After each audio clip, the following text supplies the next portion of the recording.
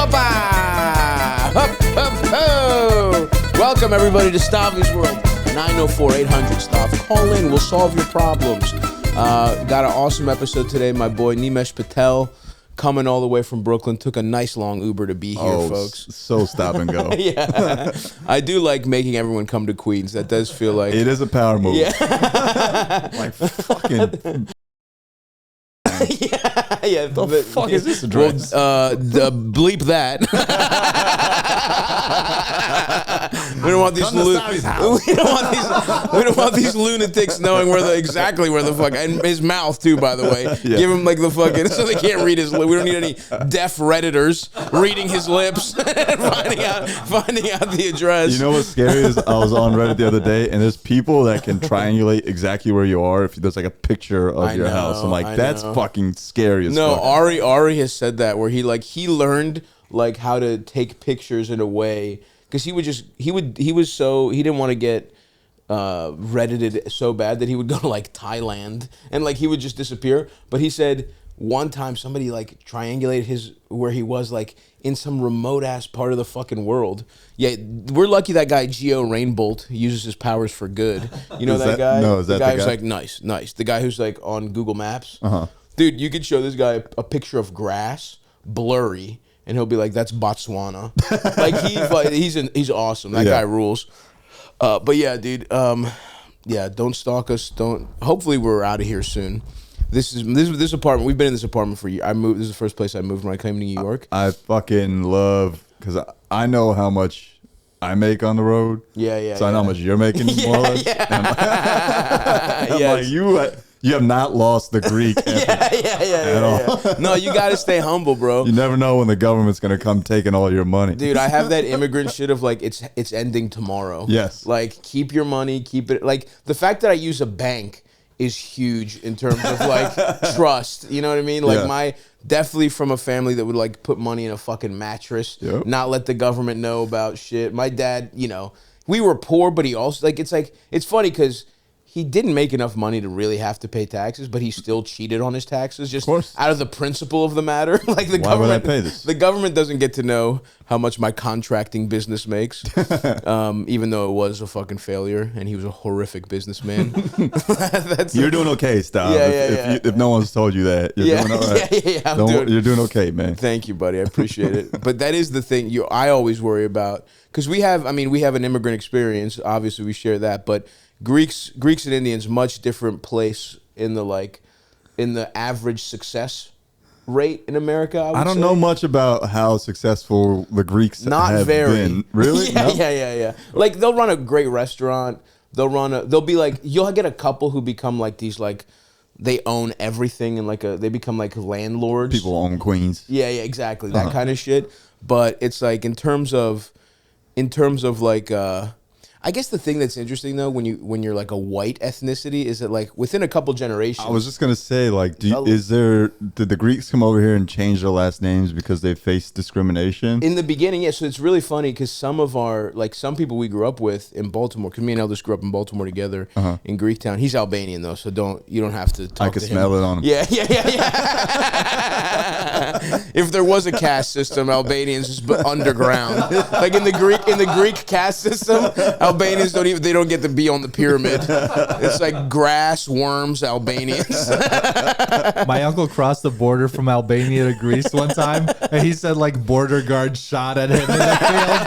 He had to like dunk some bullets to get to the other side on Greece. Like they were just willing to commit extrajudicial murder to keep one Albanian out of Greece. And no, it would not have been a problem for those guys. Is it historically a problem, or is it historically y'all Albanians did something, or it was... No, it's pure racism. Pure hatred. Pure. Just like a part of the world where everyone is the same to the rest of the world. But it's like no one knows the difference between Albanians and Serbians. For sure. And, but that is...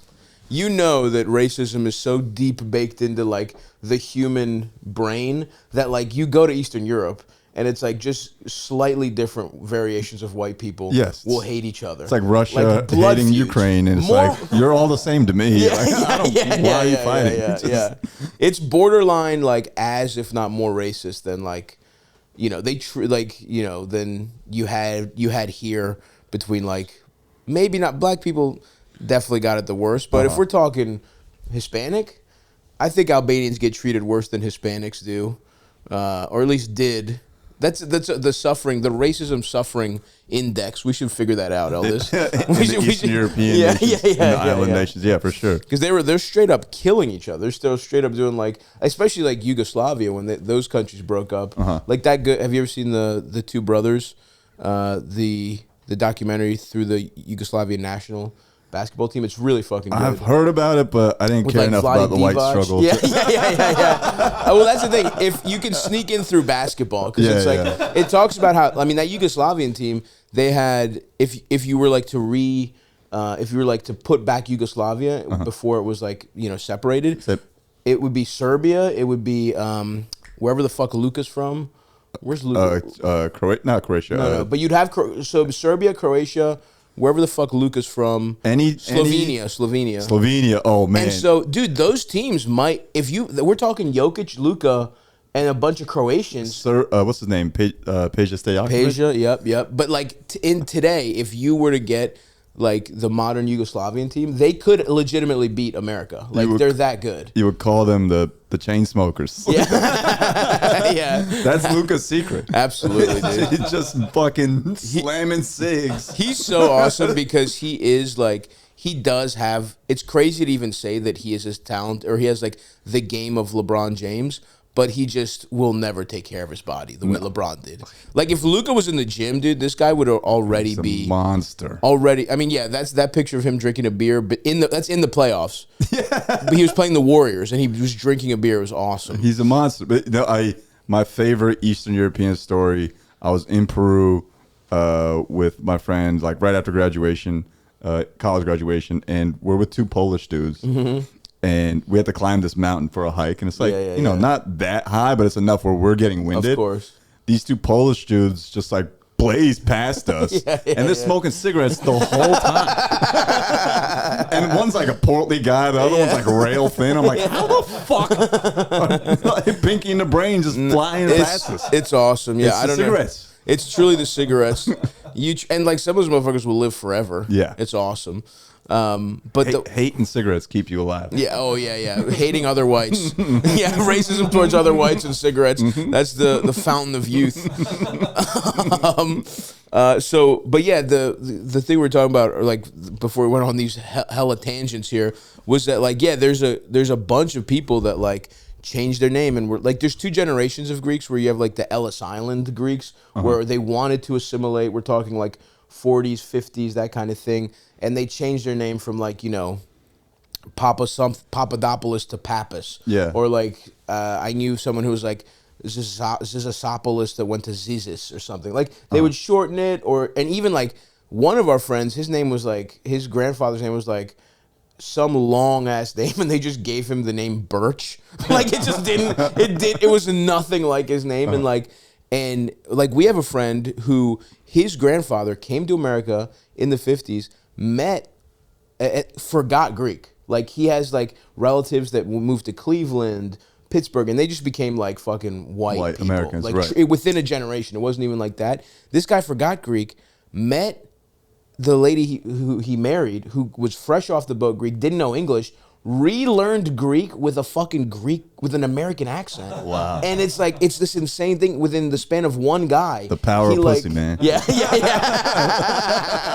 Yeah, she must have honestly sucked pretty good dick. She had that vibe. I don't think you were as a very old lady, but she was up to something back in the day. Sorry, your friend, man. My apologies. Nah. I mean, we won't get into it, but there are some funny stories where it feels like she did give up some pussy back in the day. But I bet there are like super successful businessmen who are Greek, but they just don't claim Greek because you can hide it. Well, that's the thing that's so interesting, is that you, like, for better or worse, right? There's obviously some negatives to not being able to hide your ethnic identity, like racism, profiling, all this kind of shit. But that is something I think about all the time, where it's like it would be so easy for an ethnically white, like not minority exactly, but an ethnic white population, within a generation or two, if you don't like teach your kid Greek, if you don't like send him to Greece to he could just be a fucking honky ass motherfucker. Just a regular ass white person. If you grew up in Alabama, like you would be Stavros Hayokis speaking. I'd be Steve Halk. I would straight up be Steve Halk. Or not, and I literally am scared of that. Like, because being Greek, it's like whatever. I don't know how you feel. Like I feel like most immigrants have a complicated relationship with their parents one way or another. But I still, and like there was definitely a part of me when I was like going through my rebellious shit in my early 20s where I was like, fuck this. I don't want anything to do with this bullshit. Like, yeah, I'm Greek, whatever. I don't care. And going to Greece was always this fucking thing where I was like, I'd have to see my fucking relatives and they were fucking annoying and they would, they would just tell me I'm too fucking fat. They would be like, tomatoes. Yeah.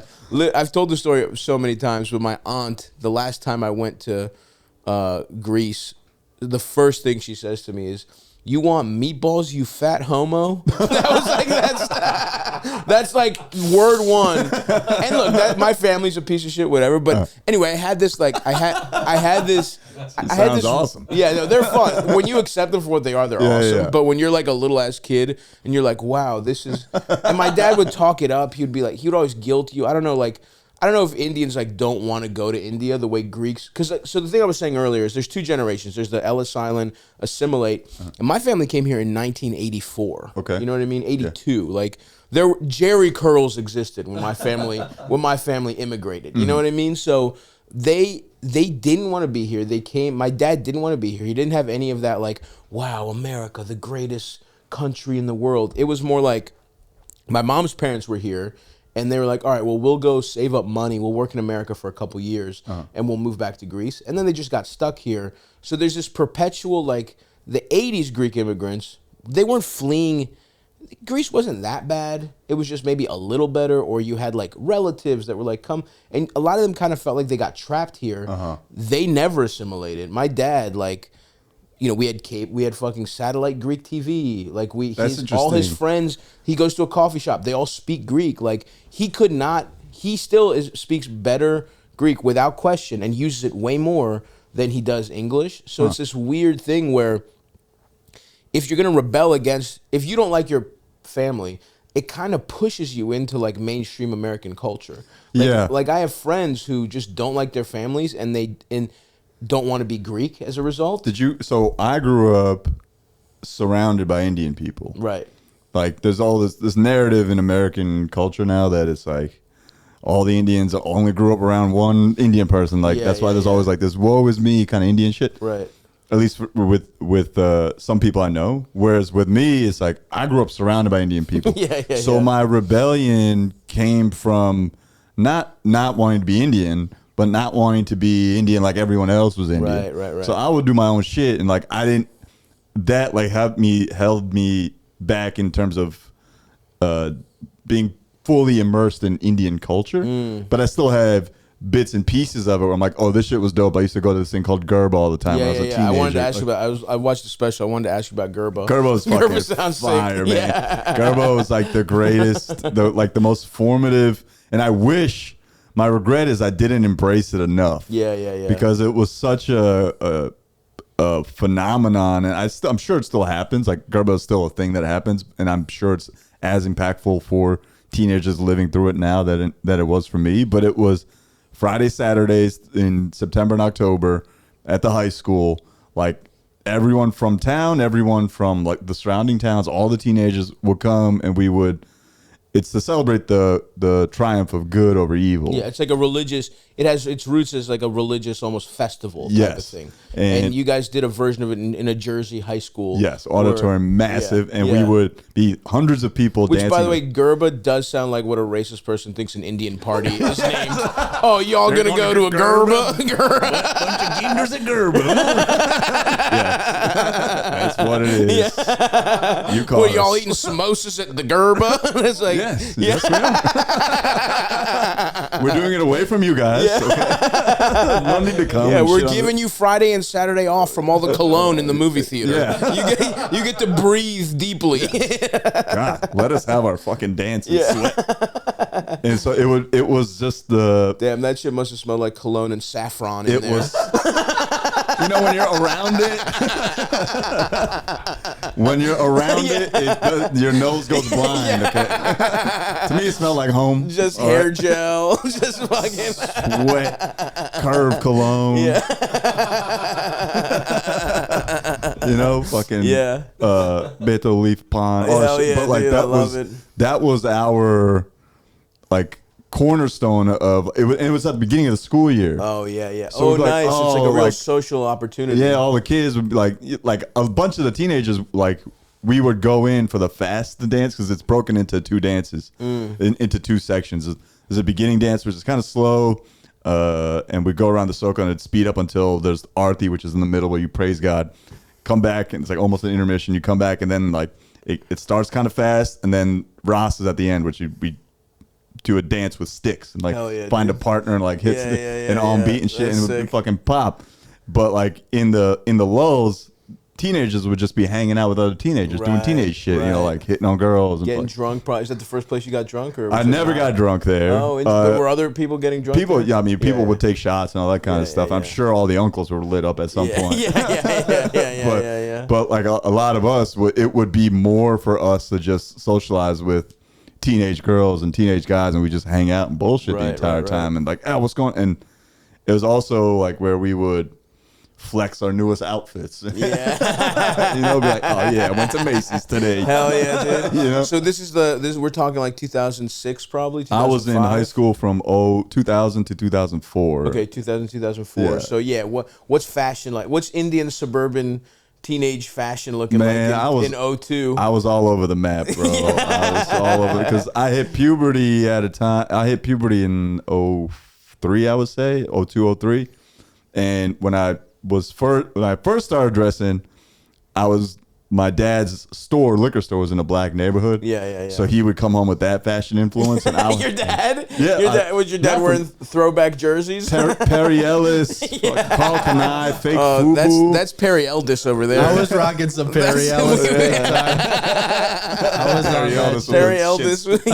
Sergio Tashini, like all that shit. Yeah. I'm a big Sergio head these days. I had it fucking way back. Yeah. And then puberty hit, and I had an older cousin or two that would dress like Banana Republic. The preppy shit. Yeah. That's so funny. That's exactly what I was going to say. That's exactly how the fashion was for me, because it's like I'm a little younger, but we're the same generation pretty much. Yeah. I graduated in 07, and I grew up in Baltimore. So it's like, you know, my jeans were baggy as fuck. I didn't have any jeans that were not baggy, but when you went to like all the the Greek dances and shit, you're like, all right, well, I got to dress up a little bit. So it would essentially be like baggy ass jeans that should have like a 3XL tall tee on them, you know.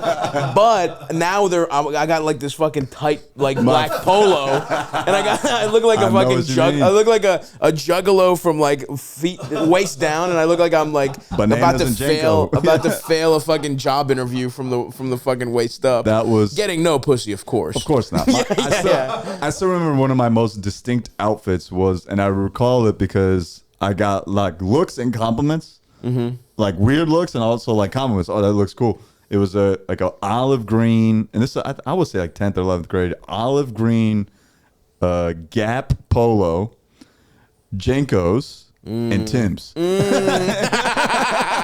Like the freshest Tim's you've ever seen. That is so fucking funny. That's such a schizophrenic outfit.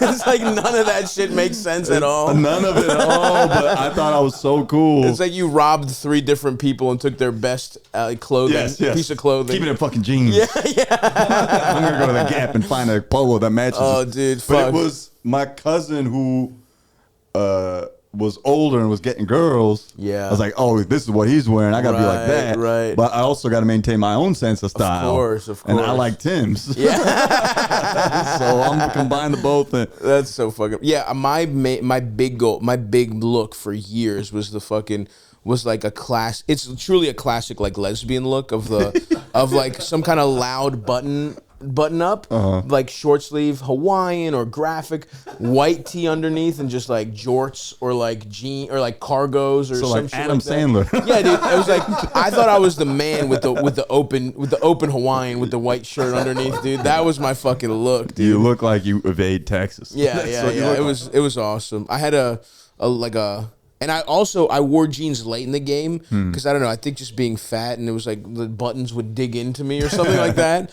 And so I was wearing like dress pants before I made the switch to baggy jeans. I would be wearing like the pants I wore to church with a Hawaiian shirt over top, dude. It was fucking. I mean, I wish I had more pictures of me. Yeah. In my fucking fly. I have one. Let me see if I can find one. In my freshest. Eldis, what were you looking like, dude? You were wearing sweaters back in the day. I was like a mix of like just swagless fat white boy. So you're talking about some Gap half zip ups, through middle school kind of. Because you had left Baltimore at this point. Yeah. We grew up. We were kids together. This is me and my cousins. Oh hell yeah, dude! At one point, that's awesome. You got to send that to me. We'll put it in the episode. This was I think one of our cousins' weddings, and we all just wore like a different variant of Express shirt. A neon like green or pink or yellow Express shirt. And this is I want to say like 9th or 10th grade. Yes. Nautica bubble. Hell yeah, dude. Iversons. Hell yeah. Yes. I had those. I had the Iversons. You know, my cousin in Jenkos and Tim's. Yeah. Yeah. Like we'll throw those on the episode so people can see. Those? Yeah, I'll send them to you.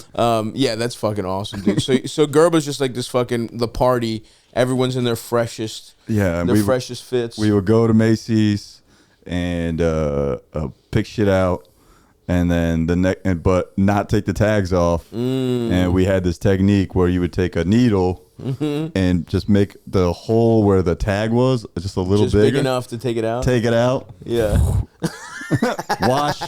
Return. You would wash it. Oh, wow. Yeah, no, I mean it smelled. Yeah. We went over what Garba smells like.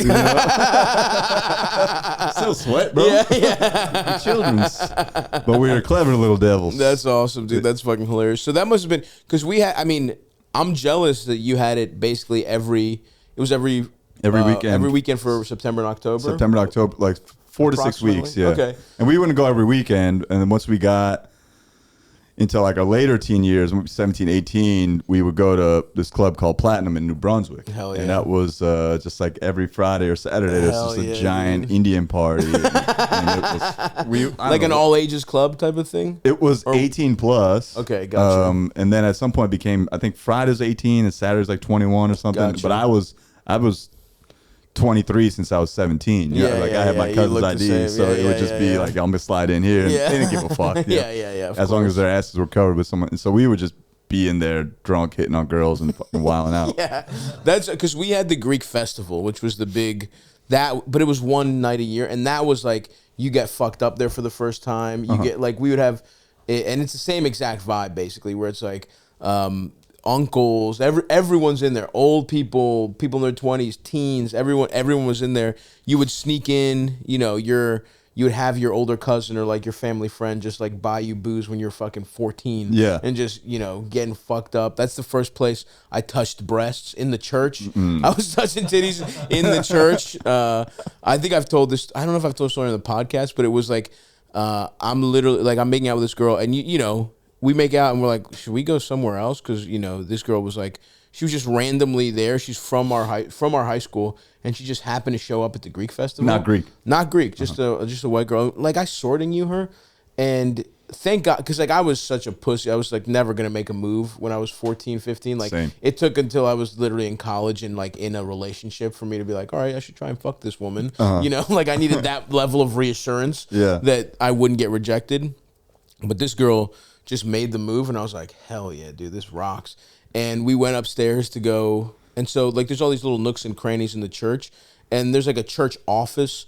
I knew where it was. Like we had Greek school there. Like it really was a community center, so I knew the layout. And there was like scoped it out. And this is like midnight on a Saturday. So I'm like, no one's in the fucking office, but the door was locked. But there's like a little reception area right there with some chairs, and we start making out. I'm touching a breast for the first time in my life, feeling awesome. And then the door to the office opens. Oh no! And like 6 or 8 old Greek guys in suits. They were counting the money from the festival. They were doing the accounting that night. They just see like a teenager, 2 teenagers. Well, I got my fat little mitts on a titty for the first time. I'm just like, you know, and they just, and we're just like, we just freeze. But that's the thing, dude. Old Greek men are all for children getting pussy. So they didn't blow up my spot. They just walked by. One guy literally winks at me. and they just keep it moving. Did he hand you any money? No, he should have. He should have embezzled. But I was so fucking drunk. I was literally too drunk. I was also blackout drunk, so I was like fighting back. I'm not blackout because I remember, but I was like fighting back, like throwing up the whole time, and like my dick straight up was not working. Like I had whiskey dick as a child. The first time a woman like rubbed my penis, it was soft, and I was like, "What's going on?" I'm like, you know, like I can't. It was truly it was a win in a certain way because I touched a breast, but that could have been the best night of my life if I just had a little less alcohol. I feel like whiskey dick always strikes when it's supposed to, though. I can't think of time. I can think of the few times I've had whiskey dick, and it's been like, I'm glad I had it because I probably should not have had sex with this person. Well, there definitely was the rumor that this girl at 15 had herpes. Oh. So, you know, and she did have a pretty wicked cold sore. I mean, if she's at the Greek fest, she's not Greek. She lived all the way across town, dude. She wasn't like a local. She was looking for some. This is like a 30-minute drive. I was like, how the fuck did this happen? And we weren't even like close in high school. Like I knew her, but it wasn't like we're friends or anything. So yeah, you're probably. She was hunting, man. Yeah, she also had a boyfriend. I think it was that kind of thing where I remember, you know, because I'm like, all right, it didn't work, but I'll probably get my dick sucked by this girl tomorrow. You know, when you're 14 and a girl throws any pussy, you're like, and this is the MySpace days. So I'm just like, you know, chatting. You know, I'm just like, it had instant messenger, right? Or it had DMs on MySpace, I think. I never used MySpace. Really? No. Never a MySpace guy. Never a MySpace guy. Just AIM to Facebook. Maybe it was AIM. Maybe we're talking over AIM. AIM G-Chat. Yeah. I'm thinking like, damn, I'm about to be in this bitch's top 8, you know? And I stalk her on MySpace because, again, we weren't even like friends. We just sort of knew each other. And I look, and I'm like, we're chatting. And she's like, haha, that was, you know, she's like, oh, I don't remember anything. And I'm like, oh, yeah. I was like, hell, last night was pretty cool. And she's like, yeah, I was so drunk, I don't really remember what happened. And then I had to just be like, what? Don't tell those tell those uncles anything about me. Yeah. And then I had to be, but like, I think she was, because I'm like, whoa, I was like, I think she did remember, but she was cheating on her boyfriend. Yeah. And then I go to her MySpace and it's like pictures of her with some guy. And she's just like, you know, this fucking guy's in her top 8 and shit. And then I just be like, haha, me neither. I don't remember. You know, and like, I'm sorry that was your first titty experience. There goes the time well, but anyway, so that was the vibe. It was really demoralizing. I was at my telemarketing job. You did telemarketing? I was a telemarketer Me too. Yeah, what kind? So a company called TMR. TMR. We did research. Wow. We would call people and just read surveys, and 9 times out of 10, it was fucking. They would just. Did that feel weird to be a Indian in America doing telemarketing? How does that? Did they recruit? They were like, look, these guys. There was a lot of Indians there. Yeah. And it never struck me as odd until just now. We need ones that sound regular. Yeah. they're on to us. I was like, wow, I didn't even think about that. Yeah. That was you're an Indian guy saying you're Nimesh like an American. Yes. Instead of sounding Indian and being like, you know, no, this is I'm Jeff. Fred. It's Nimesh, man. Who is this deep voiced Nimesh? Yeah. Why are they using fake Indian names? Mike, is that you? Yeah, what kind of Jedi mind trick is this? Why are they trying to get us to think a white guy is Indian? No, I did tell them. I did all that shit, man. Hell yeah. What? So it was just, you said it was surveys? It was just surveys, and I hated it. Yeah, oh yeah, it sucked. It was a horrible job. I was like, what the fuck? Like, I'm smart. Yeah, what am I doing? I got a fucking 1470 on my SATs. What am I doing phone calls for during the summer?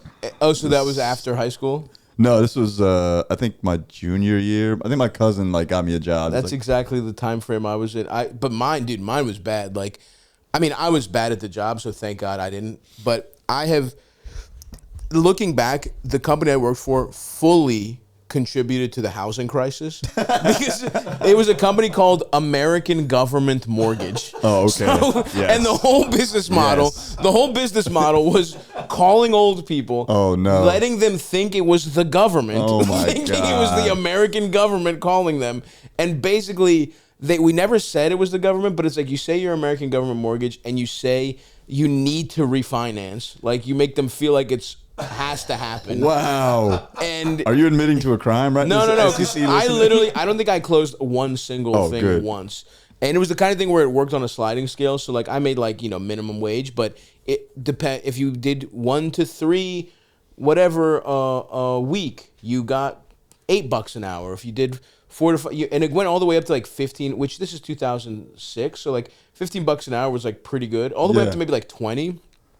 And there was one girl, dude, she was like kind of hot, but her voice was like she could have been a phone sex operator. She was like kind of this like nerdy black girl, but she just had like this sultry, deep, sexy, like literally like hot voice.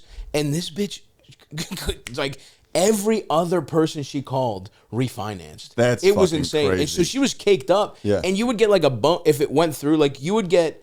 Your pay would get bumped if they just filled out the application, but if it closed, if the loan actually closed, you got like a $500 bonus or something. You only got $500. I mean, for jacking someone's mortgage from them. Yeah. But at the time, it's all kids. It's all like or losers or like fucking like people on drugs in Baltimore. Like this is still this is like the suburbs of Baltimore, but not the good ones.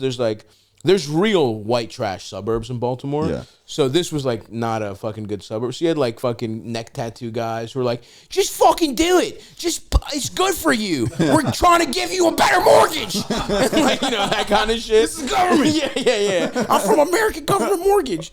Oh, is it still around? Oh, they've moved. Go to their Yelp page. Let's see what kind of reviews they have. Better business. Boston Street. Oh, they moved to Canton, huh? There you go. We were in at Perry Hall. I don't see a single review for them, though. These are sponsored reviews. Yeah, anyway, real scam company. My boss was a guy who just, like, he would, like, show his balls to you. Like, it was like he would pull his nuts out. This guy, I don't want to say his name, but he was, like, he would talk about, like, going to Ocean City and cheating on his wife. He would be, like, with, like, a fucking, and he's a scumbag. He's, like, some, like, just, like. Did he run the company? He was like our boss, but I don't know who ran the company. And there was like one guy in an office who was just like, you could tell he used to be some kind of banker, and now he's like been reduced. There must have been some scandal, cocaine probably. Yeah. But it was a hilarious place to work, and I was like, looking back, I'm like, yeah, fully this company just cheated old people out of their shit. Those are the worst kinds. Yeah. Well, I guess like if you're young, you don't know any better. Yeah. Well, I think sophomore year, I did vector marketing. You know what that is? That's the Cutco knives. Yes, Cutco. That's a classic. That was going around big time. I fell for that. Classic pyramid scheme. Yeah, I fell for that hard and fast. I almost did that. My parents bought a knife set. And the only people that bought a knife set. Yeah. My mom still uses like wooden shit. No, those knives are like for special occasion. I'm like, what special occasion? It's a $900 knife set back in 2003. Right. And they're not that good. No, there's no way. My favorite part of selling those knives was I went to my uncle's house, and one of the selling points that they teach you in vector marketing is give him a pair of shoes and cut through his pair of shoes, or like cut through his leather belt with these special scissors. I go to my uncle's house. I do the demonstration. He brings out like his kitchen shears, like just fucking run down, rusty, and he does the same thing. It's like, I was like, well, that was demoralizing. My sister did that for like 2 weeks. Yeah. And they did the same thing, but they were like, yeah, go to people's homes and show them you can cut a penny with these scissors. Yeah. And she'd like be there. It'd take her like 10 minutes to like cut all the way through this fucking penny. It's like, okay, I don't know when I'm ever going to need when am I ever going to cut a penny? Yeah. That's so fucking funny. It was, and like, everyone, like some of us like really bought in. I bought in for about a week. Yeah. Because I thought I would get you're a teen, you want to make quick money. Like they know what they're doing. I want to be successful at something. I want to prove that I can do something well. And like I found And I had a connection at an Indian restaurant. I was like, these Indian people will sit down with me. They'll buy the knives. If I can get a restaurant, like, this is genius. Right. Go to the restaurant. They're like, these are good knives, but they're too expensive for how we use them. We throw these shits around and fucking bang them up. Like, there's no way we need this kind of knife. And then, like, 2 days later, I was like, this is bullshit. And everyone that pulled up that wasn't a manager had, like, their parents' Toyota Camry or whatever. This guy rolled up in a brand new Infinity SUV at the time. And he's like big ass suit, and he thought he was hot shit, just running a bunch of teenagers. That's so funny. The top of the teenager pyramid. Yes. Yeah. Big, one of those big triangular. I still remember big triangular knot tie, and it was such a salesman. Meanwhile, we're on like the second floor above a vacuum shop. Yeah. Well, he made all his money getting you guys to sell to your parents. Yes, those were all his knives. Yes, he gets a piece of that. Fucking trash. Yeah, that's the only people who can fucking make that kind of money are pure sociopaths. He did it well. Yeah, good for him, dude. That is fucking hilarious though. All the shit you did as a fucking kid when you just wanted to be, and I'm sure that was like always a thing of like trying to be successful. I mean, your dad, like, cause you had a big family, right? You're like, I have a huge family. They all lived in the same area. Yeah, right? yeah. I mean, my immediate family is 4 people: my mom, my dad, my sister, and I. But then all my cousins, I have 16 first cousins. Holy shit! So there's so much like pressure and like the immigrant shit. You're first generation. You were born here. I was born here, but your parents. My parents were not. So we're the same. We're in the same boat. So that kind of like there must have been that drive, and especially when you have all those cousins, all that competition. Yeah, that must have been like a constant. There must have been like a power ranking of the cousins going on constantly. I mean, still is. Yeah. But I mean, some of us have done really well. Other ones are doing good. Yeah. But when I was a kid, it was like I was quote unquote the smart one, right? Like, because I did the best. That's a lot of pressure, though. And I was like, and I was the tallest. You know, so 2-1, baby. I love it, dude. It's like it goes back to like almost like primal shit, like almost like animalistic. It was like he's the biggest one. Yes, he's the best. He's gonna be a doctor and save us all. Yeah, a tall doctor, because those two are correlated. Yep. And I thought, and either I was incepted into thinking I wanted to be a doctor, or I actually did want to be a doctor. And then obviously that didn't work out, NYU dropped that fucking shit real fast. But yeah, so you dropped you were pre-med at NYU, and then you dropped out. How old are we talking? I didn't drop out of school. I dropped pre-med my junior year. That's the Indian equivalent of dropping out. Yes, though. yes. When you drop out of pre-med, I might as well have told my mom like I was gonna kill myself. Yeah, I'm gonna start sucking cocks under the bridge, Ma. Like, no, it's the same. You might as well. It's equal to not being a doctor. It was a very loud scream. Yeah. It was like I've like only a straight up scream. Yeah. Bro, my cousin tells me, my cousin is an ER doctor who tell me stories about like having heard like moms being told their child is dead, and I think it was like the equivalent loss in my I was like, what the fuck was that, bro? Over the phone, over the phone. I did not have the balls to go home and tell they were paying my fucking dorm room rent. I had to stay there and secure the spot as long as I could. Dude. It was bad, but that big large family thing, like I wouldn't trade that for anything in the world. That dynamic was the best. Like Greeks have large families too. I have a pretty small, like even for Greek people, like half my family's in Greece, but I only have 3 cousins total. Oh shit. So my parents each had 1 sibling, and they didn't have that many kids. You have a brother or sister? I have 2 brothers. Okay. I have 2 brothers. So, it's like a medium size, and there is like an extended family thing of like, my parents moved here, like I said, in the 80s, and there was still a pretty thriving Greek community in Greektown where, like, my parents were in a Greek language theater company.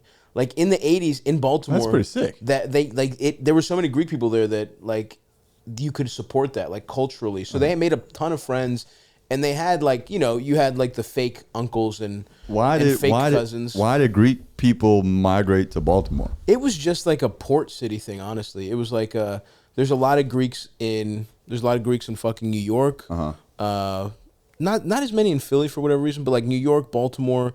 Philly's garbage. Yeah. You get a lot of them. You get Greeks in a lot of just like travel hubs. Like they just ended up there. Yeah. But yeah, it's so funny because my grandfather, when he moved to Greece, he had the option to move to New York, or when he moved to America from Greece, he literally just took a job he was like my mom's family would just travel. He was a machine worker, and he would just get jobs wherever he could. And he had the option. A guy in a coffee shop was like, I have this great job for you. The problem is it's in America. And he just, of course, takes it without even asking my grandmother. That's what we're talking. That's the Greek way. Yeah, that's what we're talking about here. He just goes home and he's like, I'm going to America. I'll send money back. You guys can come in 6 months. But the guy gave him 2 options, and he was like, New York, literally this neighborhood that I'm in right now, Astoria, is the Greek neighborhood. You move to New York, or you can move to Baltimore. And he knew one guy that lived in Baltimore. That's all it takes, man. And it was like, yeah, I'll go to Baltimore. And it's just like in hindsight, I'm glad he didn't, because I literally probably wouldn't exist. Because my mom hated Baltimore so much, she moved back to Greece and met my father in Athens. Like, if she had moved to New York, like, part of me is like, if he had moved to New York, they'd own a house in New York. Like, the house they owned probably would be worth $2 million now, whereas the house they own in Baltimore it was literally worth $130,000 now. Like, Greektown in Baltimore fucking sucks. Right. The Greek neighborhood here is fucking nice, but then so you think like, whoa, imagine if I grew up in New York, but that's not what would have happened. No. What would happen is my mom would have stayed in New York. She would have fucking been, because she was an artist. She was very artistic, and she would have figured it out here. Met some guy. She would have had a much better life, but like it would have been better for her. But I wouldn't have existed. Never meets my dumbass dad. Meets, sorry, man. like, but it is funny to think about that shit. But yeah, so we just ended up in Baltimore, and wherever you have enclaves of Greek people, like they really do, like you do find them sticking together. Although I guess I don't know. Every if group is like that, I think. Like, Yeah. I mean, when my parents came here, it was one person moved to Newark because they got a job there, and they're like, we're gonna live in Newark, and then my grandpa got like punched in the face in the elevator, and he was like, all right, guess we're leaving this place. You know. Yeah. But so Italians left Newark, Indians came in, and then you guys left. yes, Yeah. yes, that's really what it was. There's a small white flight Indian influx. It was a slow like color wheel to black. Yes. It was like fucking German, Irish, Italian, Indian, just black people. Yes, now that's there. what it was. Yeah. But like any Indian person I talk to, their origin story is, oh, there was one other Indian One person guy. there, and they just called their cousin. And Yeah. was like, hey, come here, Yeah. and then now population exists. It is cool to see that. I mean, like, I was just in Houston, and it's just like there's Vietnamese people there, and it's like just one guy went there by accident, and just all his family must have come. Yes, the same with Minneapolis and the Somalians. Yes, like yep, all yep. of it is We were because just there, one cousin. 100%. That's all it takes. It's one cousin, one person who's talkative, and is like, hey, you got to come here. And at least Houston makes sense. Like, it's humid. It kind of feel like, I don't know what Vietnam is like, but like it's humid as fuck. Like, Yeah. it's like hot all the time. It's like, oh, that's probably like it. But Somalis in Minneapolis, it's like, what the fuck Someone got happened here? lost. Yeah, like it's cold. Someone it's got cold as lost. fuck, bro. What are you guys doing? My wife was telling me a story about one of her friends who thought he was applying to a school in Hawaii. Mm-hmm. Ended up in like Minnesota because there's like 2 matching names. Wow. And just stayed in Minnesota. Wow. It's like I guess this is That's fucking wild, dude. That's fucking insanity. Spoke very little English. So Yeah, like, I guess yeah. I'm gonna go to. And he got in. It's like, Mom, I'm going to Hawaii. And it's fucking. It's cold. Damn, that's fucking brutal. Thinking Yes. you're going to fucking Hawaii. Milwaukee, I think it was, because there were Milwaukee. K's in the name. And I'm Yeah, gonna go yeah, yeah. fucking Waikiki, and ends up in fucking Milwaukee. Yeah. That's like so many stories. I like that. Immigrant Yeah. stories are just like motherfuckers got lost, and like now here we are in Kansas. Yeah. No, I get that shit. You know? But that, so, okay, so so you, once you drop out, they're fucking pissed off at you. Yes. But your whole life, you must have thought, like, this is what I want to do. Because it's funny, I had that moment too where I was like, I don't want to do this. Do what? Like, just because I was never a doctor material, but they thought I was going to be like a lawyer. I was the firstborn son, like that whole immigrant shit. I can see lawyer. I can see Yeah, you as a lawyer. I could have actually Yeah. been a lawyer, Yeah, I yeah, think. yeah. But I had good grades. I was the same way. I had good grades. I was good at school, even though I fucking hated it, but I was good at it. And so I had that. I kind of knew. I think I really legitimately knew. Probably since I was like fucking 15, I wanted to do comedy. Really? Yeah. I didn't have but that in at the back all. of my head, like it was never a thing that I, kind of vocalized. But like, me and Els, we grew up together. Like, we were comedy nerds. Like we were writing sketches and shit. Like we were like kind of That's awesome. We were riffing. Like we have a very like, you know, we were just fucking around the whole time. We were trolls early on. You know what I mean? Like before it became like we were in real life troll. We were IRL trolls where we were just you know, one of our friends had like his brother was dumb as shit. And we would just troll him constantly. Like, you know, it was just like we were always trying to do a bit. And I loved comedy, all that stuff. It's interesting because, like, with people, I mean, at least with indie, I want to say specifically to my experience, because I don't know how it is for a lot of people, but that notion of entertainment being something that you could do was never relayed to us. Now I liked entertainment. I was, oh, this is funny, or like Cosby Show's hilarious. But like all that, like Michael Jackson was our guy. Like that was like, but it never struck us at any point as something that could be a job or something that you could pursue. And maybe it was my lack of curiosity combined with the fact that it was never really cultivated. But it was never like, oh, I could pursue this and that. I never even thought, how did someone get on television? I just thought someone just did television. True. Yeah, I guess because we were like, my mom was a very like, she was a really talented like visual art, like she was a great drawer. She went to like interior design school trying to get something creative, and she never, you know, this is the thing, you feel bad for your parents because it's like they just had to survive. She didn't get to be an artist. She worked for years repairing Oriental rugs, so it is kind of an artistic thing. Whoa, we say East Asian. I think with rug you're good. I think rug is the one thing you can still call Oriental. Everything rugs in a certain flavor of ramen. Everything else is like, you know. But she literally was for years she would do that, and she was a waitress at a Greek restaurant, but she never really got to do that. And my dad was like my dad is funny. I mean, he's like, me and my dad don't get along, but I see so much of what I got from him. He breaks balls. He's a troll. Like I said, they were in this like Greek language theater company, and my dad acted in it, and he like, you know, and his side of the family, my cousin, he literally is a fucking like comedy in Greece is behind by like 80 years. Like they're in like vaudeville right now, you know? So it's like but my cousin works for truly the most successful Greek comedian in the entire country. And he's like, he puts on, the way it works there is like, he literally puts on a sketch show. Like the guy comes out, he does essentially stand up for 20 minutes, warms up the crowd, fucks with people. Your cousin? No, his boss, right? Okay. But then he writes a bunch of sketches, and he has like, you know, like it's almost like SNL where there's like 8 people in the cast, and this guy makes movies. Like he really is like, my cousin's boss is like this, like his name's Marcos Seferlis. He really is like an institution in Greece where he has like he's Greek Steve Harvey. He hosts Family Feud. Really? Yeah, and that's so sick. And so my cousin just like, he was a chef, and he hated it. He went to acting school at 30. And then went to just an open audition for this. There's literally 8 roles in Greece where you can be a working actor, a working comedic actor. He just gets one of them from an open audition, and now that's his career, which is fun. I'm so happy for him. But it's like, that's my, you know, my aunt is my dad's sister, so that's his nephew. That's like his blood nephew, right? Like it runs in the family. Like we have that kind of shit. So, and they always put me in.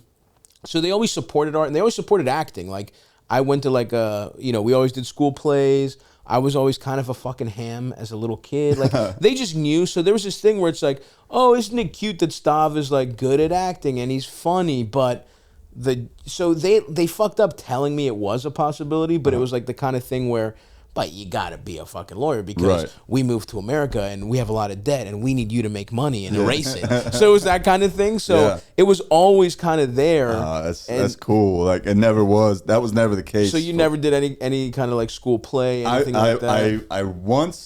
I once thought I was gonna dance in a 6th or 7th grade like talent show. Yeah, dance. Hell yeah. Dance and sing, but that chickened out. And I didn't do it. It was like right when Usher was like first coming out my way. I was like, oh, I'm gonna fucking sing this shit. punchline. I'm gonna crush some usher. And I was like, the dance is awesome. I'm not doing it. I did a Backstreet. Me, two of my friends, and one of my enemies did a Backstreet Boys like thing. By the time we we're like in elementary school, it's like, oh, we want to do Backstreet Boys, and then the fucking loser in the class goes, I want to do Backstreet Boys, and we're like, fuck you, pussy, you're not doing it. And then the teacher's like, no, he's got to do it, and we're like, what? We hate him. And so we did there was literally like a behind this making the band like beef in my 3rd grade Backstreet Boys cover band. I believe I sung Nick's part from Backstreet Boys. Good. He was the cute one. Yes, the tall, cute blonde. I was Kevin. Yeah, for obvious reasons. Old and sad with goatee in 3rd grade. Yeah. Oh, I guess there was me, you. I guess that was in there too, wasn't he? I don't think it had to be 5. It had to be 5 of y'all. Me, you. Yeah. And was fucking, it? I think it was, dude. I don't think it was. It may have been or something. No, I think it was. We'll have to review the tape. Yeah. Go back to the doc. That was the guy who we fucking trolled. We'll call him the Talk. Yeah, bleep out his name, and it was the Talk. We're using code names for our childhood friends that come up. I had no idea that I wanted to do anything artistic. Yeah. Until I graduated college. Wow. And it wasn't even like I'm gonna be an artist. What was your first job? Like, so you drop out of the med program and you finish with what? I was a finance major. Oh, wow. At NYU, but I was a poor student in finance relative to my peers because it was just something to do. Right. Like I'm at NYU, one of the premier undergrad finance programs in the country. Yeah. Why not also be a finance major? Because I went in at NYU in their College of Arts and Sciences, like their general program, and I was like, I'm gonna be a chem major and I'm gonna become a doctor. Pre-med, yeah. Sophomore year, my freshman year, I fucking crushed at NYU. Yeah. And so I was like, let me transfer to their business school. Now, are we getting any head at this point? How is it going? Oh, no. I mean, yeah. I mean, I had a girlfriend, but I was still like infatuated / in love with my high school girlfriend. Oh, wow. But we had broken up. And so I was like, oh, I got some new trim to have. And like my like second or third month at NYU, I was like, I really thought I was hot shit. Yeah. And I was like smart, and I was this is the tallest one of your cousins. Yes, of course. I was this fly Indian girl in my grade, in freshman class, and like I still remember the move I pulled on her. I was just like, it was raining, and we were walking to like the dorms, and she was like in my class, and I just said, "You look like you could use an umbrella," and I just we just hit it off, and went to lunch and all that kind of shit. But like the pussy was like a back burner to getting good grades, you know? Damn, dude. Your parents really did a number on you. Oh man, so many pussy regrets. The 2 great Indian battles: getting pussy, being horny, and studying. It's like they were Indian. Which way, Indian man? My junior year, it was pussy. But like one, and I was too hung up on it and all that. But I love it's like do study or start Romeo dialing. That's my favorite shit in the world. What's Romeo dialing? Dude, it's when just Indian guy in India will just pick up the phone, call any number, and if it's a girl, try and fuck them. Like that's how horny they are on the subcontinent. I can't believe that happens so much. It's a genre of entertainment. That's Romeo. That's Romeo so funny. dialing. Someone sent me a video of that happening, like on what's that Ogle? What's that chat roulette type website? Yeah. Omegle or whatever the fuck it is, and like a guy just make, I like your hair. Yeah, it's awesome. But so you hadn't, freshman year you had studying was still winning. Right. And so I went to get a finance degree. Junior year, got a C+ in Orgo, dropped organic chemistry, dropped pre-med entirely. Yeah. And I was like really confused with what I was going to do with my life. And then it was like a little too late to commit to like being a full-on finance nerd. And I didn't even really know what that meant. Sure. And I wasn't, again, my biggest character flaw of myself, I think about it, is like my lack of curiosity about certain things. Like I'll just go do shit. Without oh, what is this about? But not thinking deeply. Exactly. You'll do it, but you won't really give a fuck. Yeah, and so finance was one of those things. So when I graduated in 2008, I had recruited to 2 investment banks and went through the super day process, which means you're almost going to get the job, but you got to meet with like 5 people. And I went to 2 of those and I didn't pass those rounds. So when I graduated, I did not have a banking job. Gotcha. Meanwhile, all my friends were going to go off to like 6-figure jobs. Yeah. Meanwhile, I'm like, what the fuck? Helping collapse the economy. Yeah. They're figuring out a way. Some of them lost, like one of them, I think one of my friends had a job at Bear Stearns and like Oh, wow. lost it, and I remember him crying like it was a sad day for a lot of people. They had their careers ahead of them, you know. Of course, finance guys think like this doesn't happen to us. Yes. We ruin other people's financial lives to get rich. Yes. We're the ones who take advantage of them. Fuck. I'm gonna go work for American government mortgage. They don't have what it takes. They don't have what it takes to work across from a Wendy's and get fat as shit because you have a Baconator every day after school and before your shift at American government mortgage. I got so fat working there that when I came back from You're right. my football coach was like, "You've got too fat." I was on the line. Like, imagine getting too fat to play defensive line in high school. Like, I really fucking chubbed up. That's fucking hilarious. But yeah, so I graduated, no job. 2009, I'm like underemployed, making $20 an hour, which I call underemployed because all my friends are making six figures. Yeah. And I was like, what the fuck am I gonna do? Took some goofy writing class at NYU, and it was like, I don't want this. Is fucking. I'm being sappy around strangers. Yeah. Fuck They can't tell my emotions. Yeah. And so dropped that and was like, okay. You show emotion at your dad's liquor store, you're getting robbed. Yep. yeah. You have to be a. What's up, boss? This gun. Yeah, no. It was like, and I was in, I think, summer of 2009. I was like in a funk. I was like, my life is shitty. I'm living at home. My friends are out partying. Like, I can't do anything. No cocaine. Nothing. No cocaine with the Wolves of Wall Street. Yeah, I mean, the Indian Wolves of Wall Street. They were like out doing hookah on like Friday nights. And I'm like, fuck, man. I live with my parents. And I was like, what do I like to do? And what am I good at? And I never had any fear of public speaking. Yeah. So let me just get on stage and see. And I wrote like 5 minutes about Hillary Clinton would have won. If she just sucked a dick, you know? Yeah. Classic 22-year-old comedy. And it didn't go poorly. It was at Stress Factory in New Brunswick. Shout out Vinny Brand. Of course. And Vinny loves to do a half hour before the headliner. He did 20. I think he did 20 loves before to just me. show up and ruin the show. Him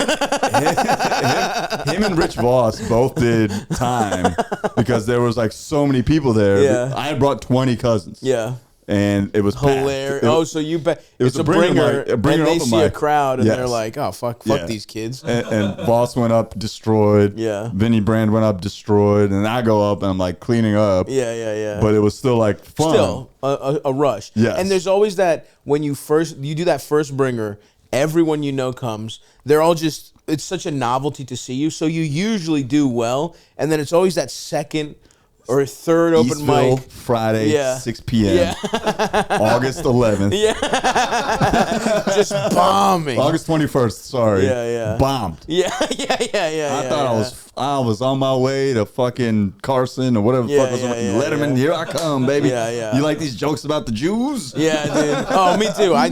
Eldis was there, my first open mic at a fish restaurant in College Park, Maryland. And I did pretty well. Because it's all just a bunch of really shit. This is like a low-tier open mic in the DC scene. So it's like a bunch of like not funny open micers. And I was I was solid. And I was literally like, oh yeah, I'm going to be on SNL by next year. Yeah. You know what I mean? Like that's what I think is happening. It's so funny that if you could tap into open micer delusion, it's the cleanest.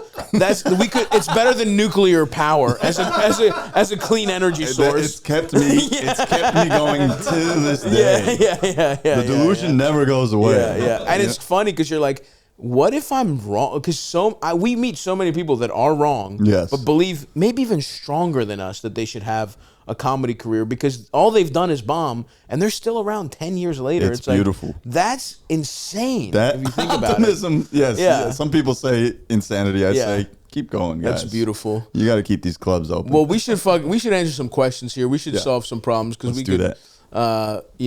It's great to hear your story. Thank you for having me, man. Of course, dude. And do some plugs here. We like to do them between the so they're not buried at the end. If you want people to, what do you want people to check out? When is this coming out? We have so many, we can figure it out. But let us know if you need it to come out. April, May-ish. April, May-ish. Well, if it comes, I got a new special coming out. Okay. I don't know what it's called yet. Okay. I got a working title. Love it. Its working title's Lucky Lefty. It might change. Okay. Tell us when it changes. We'll like ADR your voice. Yes. It's called. And then Eldis will say it. It's called. Please go watch it. Hell yeah. It's on YouTube. Love it. It's my favorite thing I've done. I've been working on it for a year and 2 weeks now. Hell yeah, dude. And it's unlike anything I've done stand-up wise. Dude. So I'm excited about it. Go check it out. Check out the comedy special. We're gonna forget. It's just gonna be weird. We never remember anything we say we're gonna do next. Go ahead, Eldis. I'll remember. I'll text you about it. Yeah, we'll figure out the schedule. We'll let you know. When do you know when it comes out? As of now, it's gonna be April 30th. Okay, so we'll try and time it so that it comes out. That'd be awesome. That weekend. Thank you. Or that week. All right, hit us with a question here, LD. Hey there. Did it go? No. Hey there. First time, long time. I guess. Well, I've been talking to this girl now every day. Like, I've sort of stumbled into it weirdly, corresponding with her about like some short fiction and stuff. And I'm not actually that attracted to her, but I think she's into me. But she is like offering me a variety of delicious homemade baked goods. And I guess basically the question is, how unethical is it for me to lead this woman on? If it means that I'm getting some delicious treats out of it. Like, how far can I do it? Do I just constantly lead her on and just keep going at it and keep being like, oh, wow, yeah, this is so great, and just eating her food? Or do I eventually have to cut this off? All right, that's it. Thanks. How did Napoleon Dynamite get your phone number? Yeah, you do not have a pussy-getting voice. I thought homemade baked goods was going to be code for something. I think he's just talking about cookies he's talking and about brownies. Muffins and shit. So this is very interesting. So, so you've been corresponding. Here's what's going on here that this guy doesn't understand. You think you're not going to end up fucking this woman? What do you have going on? You are being seduced by her, dude. Yeah. You're like, I don't even really know how I got started talking to her. But whatever. We correspond all the time. Now she's offering me baked goods. Is it unethical? After I eat these muffins, I wake up in her apartment. Any recollection of what's going on. And I really feel well rested and relieved. Yeah. My balls are empty, but I wake up. Now everything's the same. My hair's a mess, and my nuts are shriveled. They've been sucked dry. And I have fucking blueberry muffin crumbs all over my mouth. So here's what's going on. It's not unethical, but you are. This is the reverse of this happens all the time, where it's like you're being seduced here. You're being courted. This woman, you don't even want to talk to her, but you keep talking to her. Why is that? And now you're thinking like, is it unethical? You're gonna take the baked goods. Yes. Okay, the baked goods are gonna be good. You're going to be, if she's doing everything she can to try and suck your weird dick right now, is what it feels like to me. This is what I would tell this person. Yeah. Just replace delicious homemade baked goods with actual sex, and this would not be a question you would be asking us. You're just like, yes, I'm going to keep fucking this woman until she realizes I want nothing to do with her. Yeah. Right. That's very true. Let's do that, bro. Yeah. No. The thing is, he's gonna end up like married to her. Yeah. Because you don't have shit going on, and clearly, like this guy doesn't fuck. He doesn't have a voice that fucks. He does sound like a Nicolas Cage character. He sounds like late period Nicolas Cage playing Napoleon Dynamite. I've been talking to this girl. So look, it's not unethical, but just know with every bite of the cookie, you get closer to fucking this woman. That's what it is. Every time you talk to her, every time that I have a friend who has a rule. It's like the more time you spend talking to someone, the higher the probability you'll fuck them. Yes. That's just how it goes. But there's a curve, at some point that falls off precipitously. For sure. But I think it falls off into no communication. if you keep Let talking, that friend zone curve. Oh, I see. You know, like you're here. This is your peak fuck moment, and then after this, the all talking is pointless, and you're. I think that's fair. You know? But I also think that's mostly the case in the opposite, like with a guy trying to pursue a woman. Yes. With a guy, that curve that can pop back up. Yeah. You know what I mean? Like depending on where you catch him in his life. And she is doing the thing of just being cool, being nice, laying in the cut, waiting for you to get rejected by some woman at the Ren Fair, I'm guessing. And you're gonna come home all sad, full of turkey leg. I suspect and she's gonna suck that dick when you're at your most vulnerable. This guy is this. In reality, this is just some guy going to Starbucks. Nah, that voice is some fucked up. He's got a weird hobby, I guarantee you. He's into like Warhammer. He's into Ren Fair. He's into something that's not so weird, but like just a little off the beaten path. Or like, he like goes and watches like Kevin Smith movies live with Kevin Smith there. You know what I mean? Like that. He's into some kind of like subculture that's just off the mainstream, That's but not such a too specific crazy. reference. Kevin Smith movies live. Yeah, because Kevin Smith will tour those fuckers. I'm a fan. No shots at Kevin Smith. No. We'd love to have him on the pod. But yeah, that's it's not a matter of ethics here, buddy, because you're not really in control of the situation. You are allowing yourself, you're getting closer and closer to being seduced by this woman. Submit, man. Because already he said, I don't know how I talk to her, and he said, I'm not actually that attracted to her. That is gonna grow with every fucking dessert you eat, to the point where you're just like, I'm attracted to her enough, and she's gonna find you in the right position. So it's your decision. What do you want this to be? And the fact that you haven't made it clear yet, you can, if you're really worried about the ethics, you could be like, hey, just so you know, I'm really not, I would prefer this to be a friendship. And I'm here for the donuts, bitch. Yeah. And if she gets that, cool, and if not, whatever. But the fact that you haven't said that, yeah, every donut gets you closer to fucking her. But I think we solved that guy's problem. We solved this problem big time. Hey, Stav.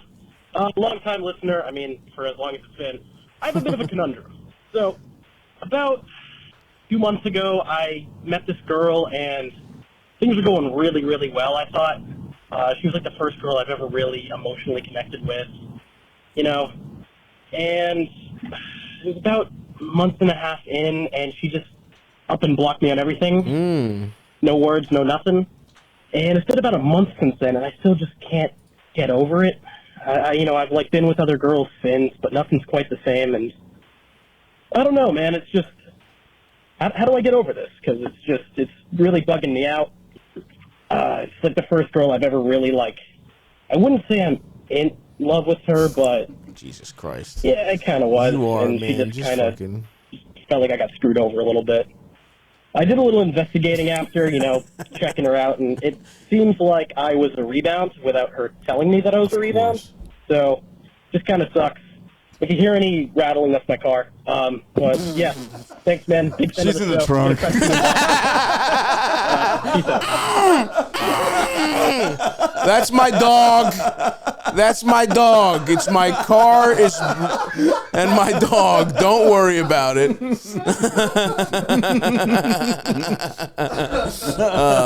Yeah, shut the fuck up. You're like, you know what it does when you block a person? You know what you do to a man when you block him on everything? Rebound. Oh, fuck, dude. Yeah, this guy's fucked, dude. We've all been there, dude. The thing is, this is funny because we've had two guys back to back where we've kind of have the genders are swapped here. Yeah. We have one guy being seduced slowly over time by a nice girl who he's not that attracted to, and here we have someone who, this is kind of like this is the traditional, girls are like, I'm worried he's just using me for sex. Yeah. And that's what she did. She used that little boy pussy up, dude. She got her fill. She got her fill, and she fucking threw you in the trash, brother. What's interesting to me is the time frame of this guy. It's he started talking to her 2 months, and then a month and a half in, it's done. That's only Oh yeah, a couple weeks. You're so right. It's all right. It was about a month and a half in, and she just up and blocked me on everything. So basically. So about 2 months ago, I met this girl and things were going really well. I thought she was like the first girl. So, okay, so look, man, I don't know what to tell you here. This fucking happens. Yeah. You got, the thing you have to remember, this is my mantra.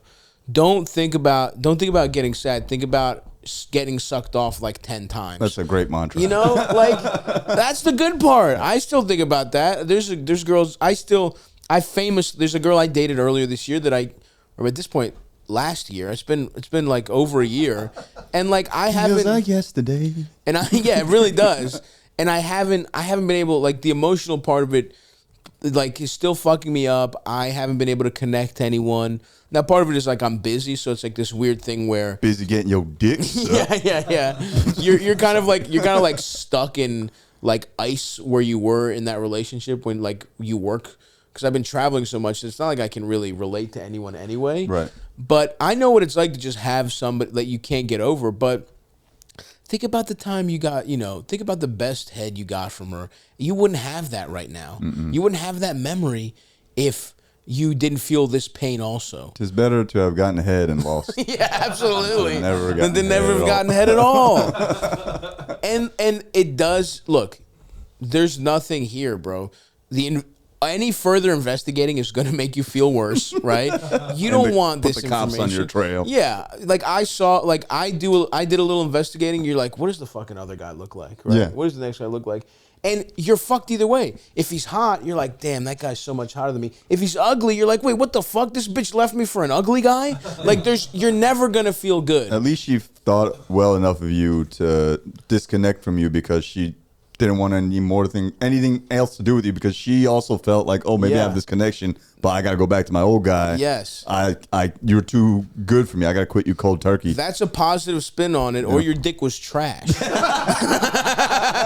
Either way, let her go. Yeah. Okay, man. Yeah, it's not worth it. But it is true. So, like, the people that I've had to like block are girls that I'm like, I can't. If she's in my life, I'm gonna try and fuck her. You know what I mean? Like, it's only gonna complicate things. So yeah, that I would see that as a positive. And from your perspective though, chalk this up, keep moving forward, don't torture yourself. You caught her in a rebound. That kind of sucks because you wanted something more, but we don't get what we want, brother. And she wasn't there with you. So whatever you were feeling, if it's one-sided, you don't fucking want that. You don't want you date and this just happens later on. In certain ways, it's a blessing that this happened 2 months in or a month and a half in, because if you date for a year and your feelings only get deeper and deeper and she realizes she wants nothing to do with you, that's an even fucking harder pill to swallow. That's an even, deeper cut. So then you're doing, 25 to life. Yeah, for sure. And look, no more researching, okay? No, you're done. Yeah. You're done. Do not research her. Do not. Whatever you fucking do, that's only gonna fucking hurt more. So move on with your life. Go get some other pussy. And here's the other thing. You said this is the first person you deeply emotionally connected to. You couldn't even say that you love her, but you were on the path to feeling those kinds of feelings. So there's also a silver lining here where it's like, this is a good feeling. You want to feel this again. You're chasing it the wrong way. It's not in this woman. You got to find it in somebody else. Somebody who like returns those feelings. That's going to feel 10 times better than what you're feeling now. Give it a month or two. Give it some time. Yeah. Don't beat yourself up. Don't research her. And, and here's the other thing. You're like, I've been with girls since then, but nothing. You literally, what if one of those girls loves you, you fucking asshole? You're doing to them. You're doing to them what she did to you. Yeah. They're a rebound for you, motherfucker. So think of it that way. So that you can almost empathize with her, because those girls you don't want anything to do with. What if there was some guy, it's all a cycle where everyone's chasing something else and there's other people getting hurt in the meantime. So don't, just fucking go about your life, look for something else, look for something serious, look for those return feelings, but you just got to chalk it up to taking the L. Yeah, take the L, man. Take the L. The path to a W is littered with L's. That's another motto of this show. The more losses you take, the closer you are to a win. I like the other one better. Yeah, they're both. They're pretty good. Yeah, they're both pretty good. Hit us with another one, Big LD. Yeah. Hold on, stop. I gotta cut out in like 5 minutes. We do one more? Yeah, let's do one more. Let's do one more. I got a call about garba. I'm not lying. That's awesome. Yeah. Great podcast, dude. I love the show. Anyways, question here. I still have a folder of nudes that girls from my past have sent me. Come on, man. And I cannot, dude. I cannot delete it. Yes, I you cannot can. fucking Yeah. get rid of it. And I have a new should delete it girlfriend right now. You have a new Totally girlfriend? In love with her? This is Gone my on ex like from about a college. This year guy now. stinks. And dude, I cannot. Don't call me delete with shit these like old this, photos. man. This is like my ex from With this, college. pause and, it for a like, second. Girls that Do you hear his voice? I cannot. You know what you're doing is fucked up. It's the sad thing is I feels like he has a physical folder of all the I can't fucking do it. He has pictures he took through their window Yes. with a long lens, with a fucking paparazzi lens. Play the rest of it, Eldis. I've had flings with since, and I like every time I open this, and if I ever bust to it, dude, I feel like this obvious guilt and kind of just shame about it, but I Yes. cannot bring myself to Well, delete he's it. correct about So, feeling like, those things. I know that it's easy. The answer is simple: delete it. Yes. But dude, I can't. I can't. Yes, do it. you can. So I need advice, like Okay, because I constantly delete tell it. myself I'm gonna return to this, or I'm No! gonna regret it, or it's about just this? fucking crazy. Give us- Pause honestly, this out. but- We're done with this fucking guy. It's his voice is this he's not a pedophile, but this is how a pedophile would sound Yes. talking about child pornography. You sound like a pedophile Yes. talking about deleting his child pornography, dude. Give us your girlfriend's phone number, Yeah. and we'll tell her that it's Yeah. on your phone. Yeah, dude, okay. Truly, you can't do this kind of shit, man. This is fucked up. Truly, maybe you need to hear it from a fucking other person. This is fucked up. Now, I don't know these girls. We don't know them, but like, do you think they're okay with this, bro? Like, no. The answer is no. You break up. You don't get to fuck them still. Now, look, whatever's in your head's in your head. They can't take that from you. Spend right? one day putting it all in the spank bank for real, and then fucking burn that It's shit. gotta go, Yeah, brother. dude. It's gotta fucking go. Especially if these people don't like. It's just like a weird invasion of somebody's privacy if they don't want if they're not fucking with you. Now, look. If some of these girls some of them might not give a fuck. I don't know, but you're so much better give a safe. fuck. Yeah, you're so much better safe than sorry on this. And it's just like, you know it. Hear how disgusting your voice is when you say, I cannot do it. You can't, dude. Keep whatever's in your head's in your head. That's fair. And look, there's nothing wrong with a little memory beat. If you don't delete the photos, you're gonna lose the real life version of nudity that you have right now. Like Yeah. your girlfriend will find them. Yeah. It's just a matter of Someone time. will, and it'll be like, who the fuck? Why are there all these different girls? Like, what is this? And the other thing is, as a fucking human being, you're kind of getting off on the weird shame and how you know it's wrong. How it's like this is low level like sexual assault what you're doing, and the fact that you don't want to start going down that path, bro. Like you're beating off to shit that someone didn't really consent to you or consented in the past. Like you're dipping your toes in some fucked up waters. That's an adult ass response. That if man. you Yeah. fucking cannonball into those someday, you might, you sound like a pedophile now, you might be a pedophile later. Or maybe not pedophile, but just something fucked up. Like, what's in your voice? You know what? Just listen to this voicemail again that you left us and try to not be disgusted. Yes. This is a fucked up. It's left a poor taste in all of our This mouths. is such a bad way to end this episode. We might have to do a question after Nimesh leaves because this guy can't be the last guy. Let's do a quick palate cleanse. Yeah, quick palate cleanse, Eldis. Here we go. Okay. The Eldis special. We always like to put Eldis on the spot, see if he does a good last one or not. I'll get us with a simple yes or no. Okay, Nice. that's perfect for this. A little long for a yes or no, but Hey, Stav, it's Dimitri. I personally see you as kind of my spirit animal because I'm also a chubby Greek kid at my heart. And the thing is, I've been kind of on the bigger side for. I'm sorry, that was the wrong one. fucking dumbass. Fuck Dimitri, I guess. All right, we'll do the quick yes or no. Nimesh will leave. Me and you will finish Dimitri's question, Eldis. Okay. We can't leave our fat little Greek boy hanging like that. Sorry, fat Greek man. God damn, you're Eldis, the fucking super producer. What are you fucking? How are you gonna find them? Okay. Yes, this is the one. All right. And it's 30 seconds. Perfect. Nice. Once it loads. Okay. Hey, Stavvy baby. This is Jeff from New York. I'm hoping you can clear something up for me on the Greek end of things. Sure. Growing up out here on Long Island, there's a lot of Greek fishermen around. Okay. And we have a little stereotype. We might call it a stereotype around here. That Greek people like to poop on the beach. Are we just super racist, or is this true? I'm hoping you can clear up this Greek beach poop issue. I'll let you answer this because I don't know, but I'm taking this with me. Hey, man, you know Greek people shit on the beach? Dude, I don't know. How the fuck did this start? What the fuck is this? Right here, baby. Not only, okay, no. No. I was wondering. But, I mean, not like, I do remember being on I remember, in fact, a kid shitting. I was in Greece, and a child, like, let a log go in the fucking ocean, and it cleared out the beach. So not only do we not shit, but we are just as terrified of ocean shit as everyone else. It was fucking disgusting.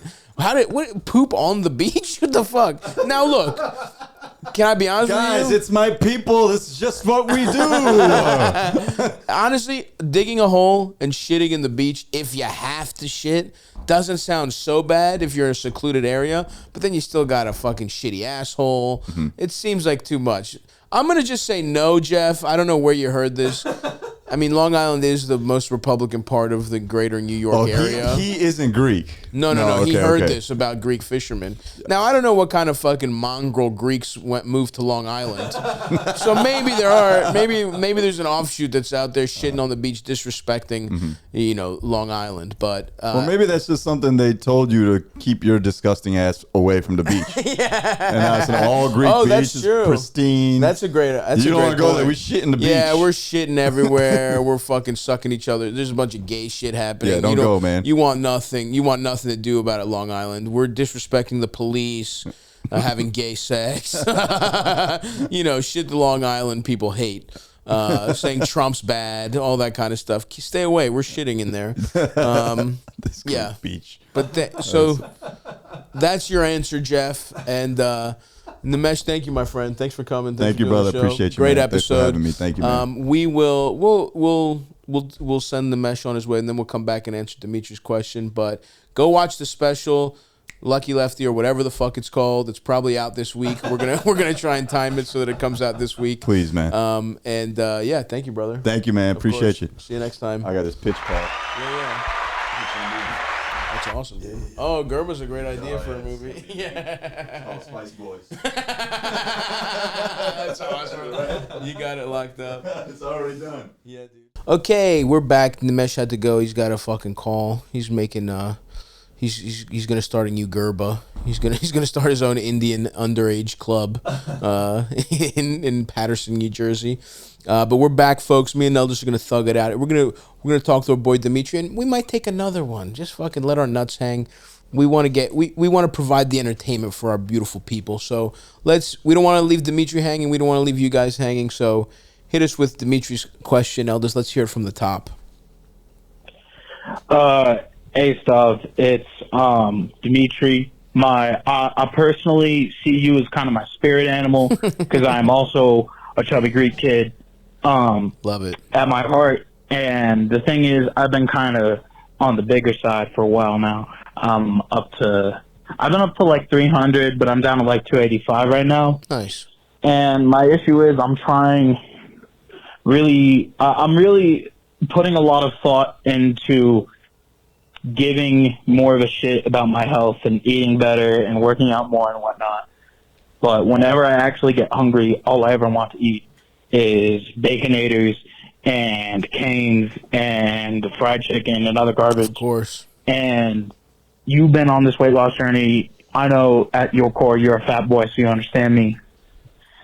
Is there any sort of advice you could give me to prevent me from consistently like making a smart choice and eating a salad and then getting too hungry and getting Five Guys and undoing all my progress. Thanks, Stav. Appreciate you. Whenever you're coming out to Denver, I'll see you. Peace. My man, little Dimitri. Dude, I get it. This is tough. But you sound like you're pretty young. I think it's smart to do it. I think it's smart to do it now. One regret I have is that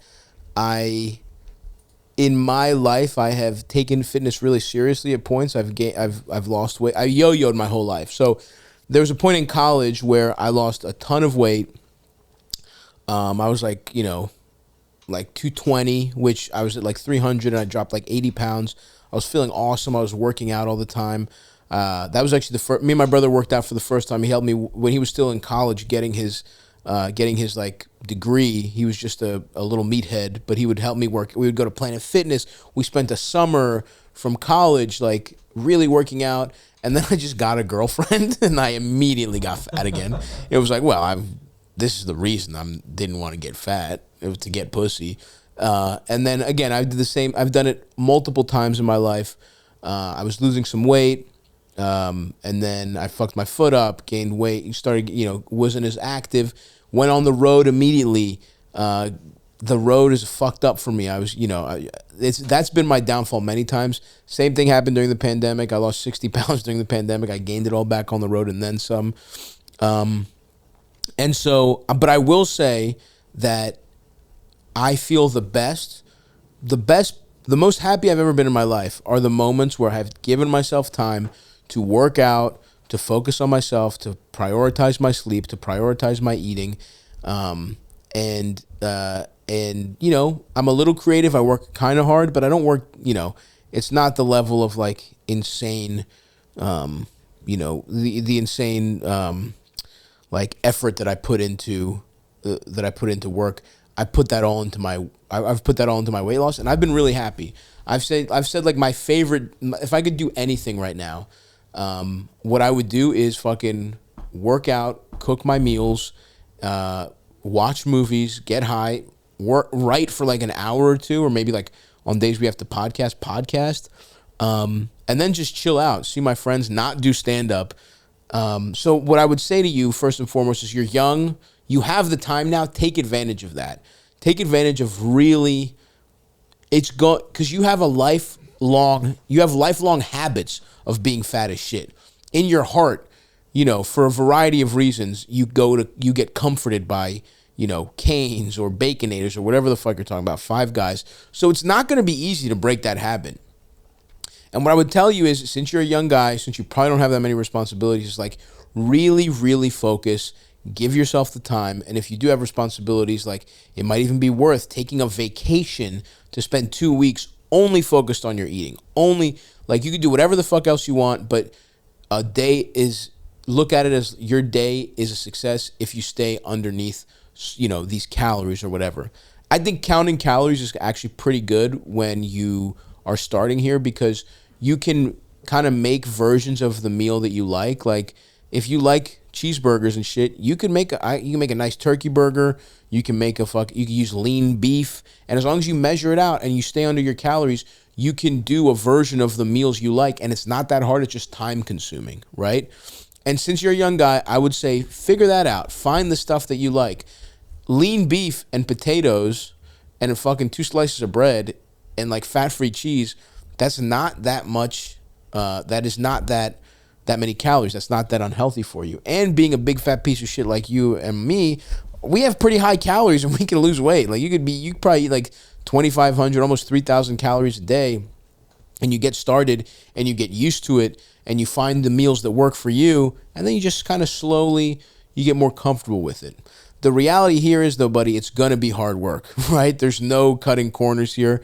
And that's the most frustrating part about losing weight is you know what it is. You know what you got to do. You got to eat less and you got to fucking move around a little bit more.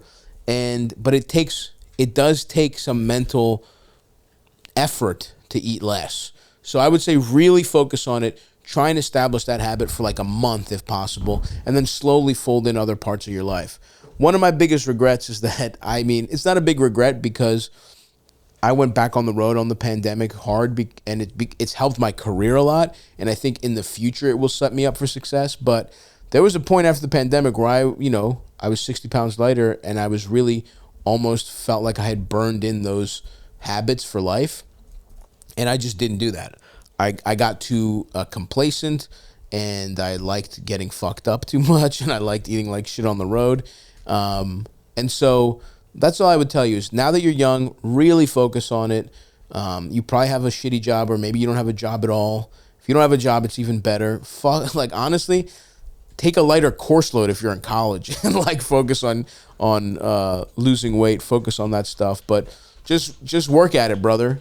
And I think making versions of the meals you like really helped me when I did lose a lot of weight. Like, I was grilling every fucking day, and my meals were pretty fucking delicious too.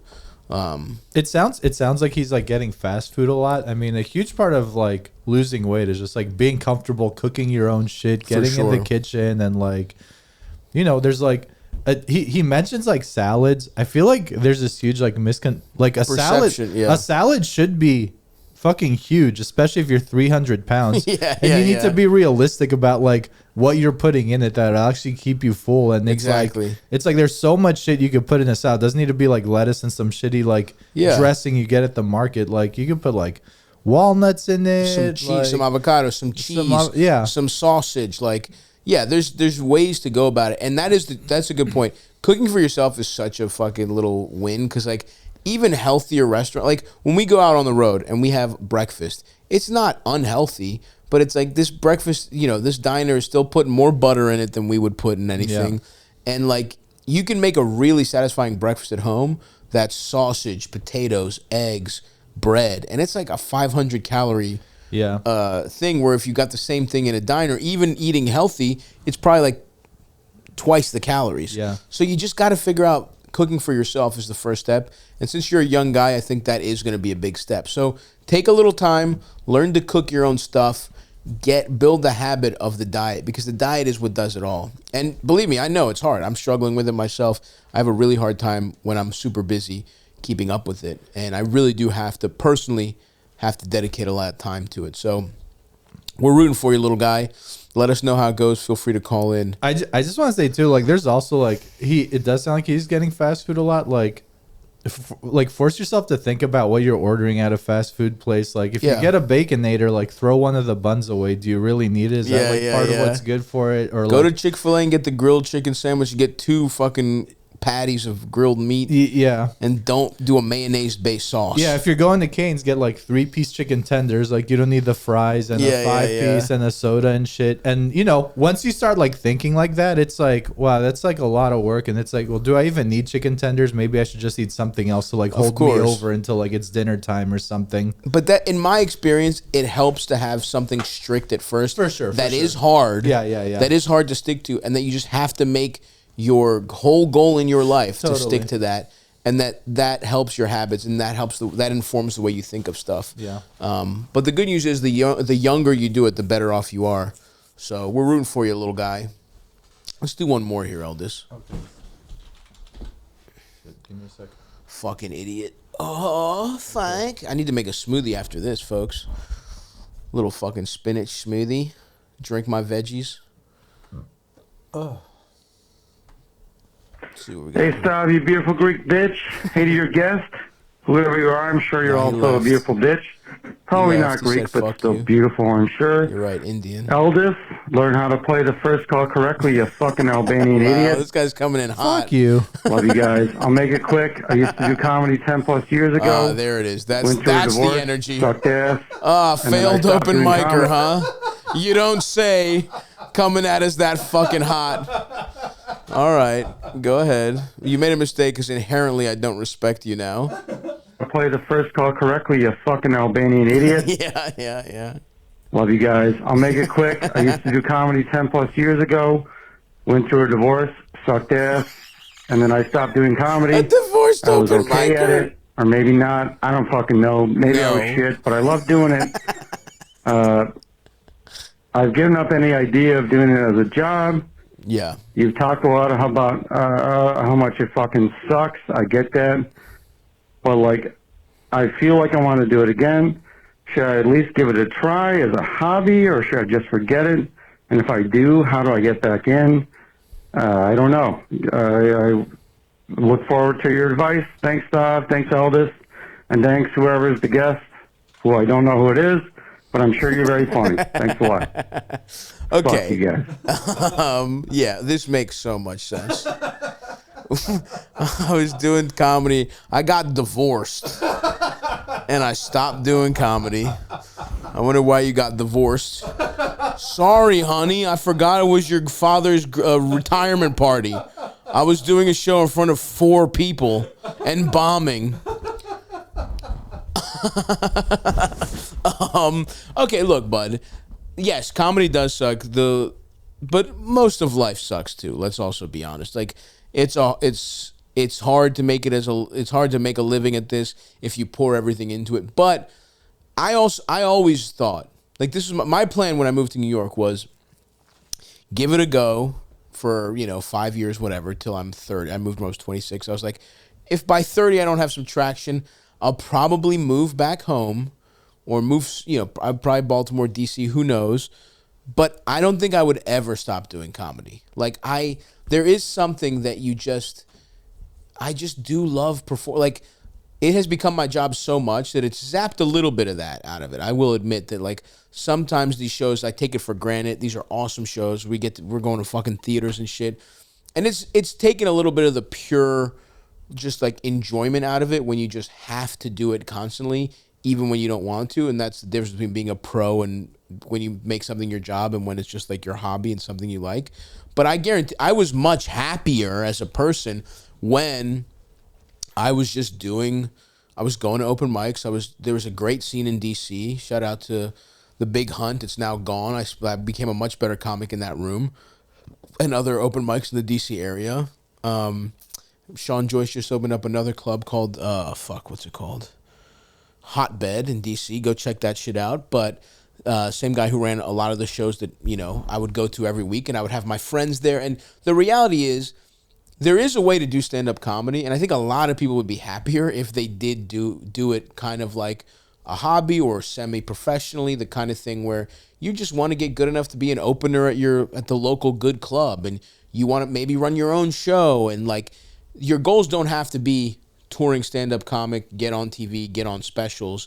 Your goals can be like, work in the club in my hometown, write good material, enjoy it for the art of it, enjoy it for, and I'm hesitant to say use it as a social outlet, but as long as, because something that like fucking fucks everything up, that kind of takes the beauty out of everything is competitiveness, and is like wanting to succeed and, make money and all this kind of shit. Whereas like if you have a good job and you really love comedy, and, you thought you were pretty good at it. Listen, my guess is we look at some of those tapes. It didn't go as good as you thought it did in your head. But hey, that's just a hunch. I don't know for sure. Either way, if you love it, yeah, fuck it, dude. Go do some open mics. Run your own show.